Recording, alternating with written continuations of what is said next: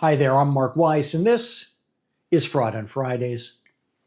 When physician leaders think about fraud exposure, they tend to think about external matters, as in CMS audits, payer investigations, False Claims Act risk, and so on. But some of the most damaging fraud cases don't come from regulators or from outside the practice at all. They come from trusted employees.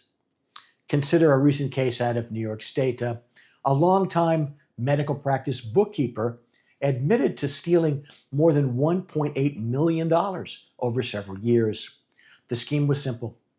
She issued checks to herself from the practice account and altered the financial records to conceal the payments. The theft reportedly continued from 2017 until 2024 before being uncovered.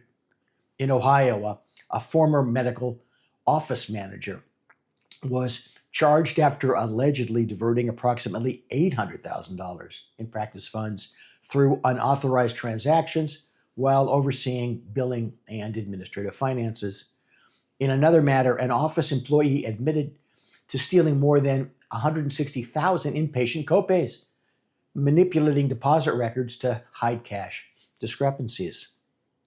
Different states, different practices, but the same general structure. A trusted employee with access to the books and little independent oversight. The schemes themselves aren't sophisticated, but that's what makes them so dangerous. Checks written to vendors that were actually personal accounts, fake or altered entries in QuickBooks, cash payments never making it to the bank, unauthorized payroll or expense reimbursements. In many small to mid-sized medical practices, the same individual handles deposits, accounts payable, payroll, and bank reconciliation. Operationally, that feels very efficient, but from a risk standpoint, it's a perfect storm. Physicians are focused on patient care, growth, recruiting, contracts. The back office feels handled, and in most cases it is. Well, until one person quietly realizes that no one is reviewing the details. Internal embezzlement in healthcare often runs for years. Discovery is frequently accidental. A physician leader glances at a bank statement, an outside accountant flags something unusual, or a staff member notices a deposit discrepancy.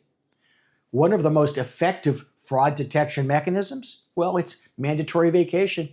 When someone else temporarily steps into the financial role, irregularities suddenly surface. When these cases break, the financial damage is significant, but the emotional impact can be worse. Anger, embarrassment, betrayal.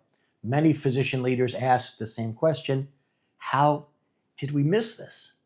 Well, trust is not an internal control, and the solution isn't about becoming suspicious of all your employees. It's about governance. At minimum, physician-led practices should ensure separation of financial duties, direct physician review of monthly bank statements, dual approval for significant disbursements, independent accounting oversight, periodic internal financial reviews. If your practice feels too small for formal controls, that's precisely when the risk is at its highest. Fraud prevention isn't paranoia, it's a form of leadership, because sometimes the most significant financial threat to your practice isn't external scrutiny, it's unchecked access inside of the practice's own walls. Stay tuned. There's always more fraud to unpack next Friday.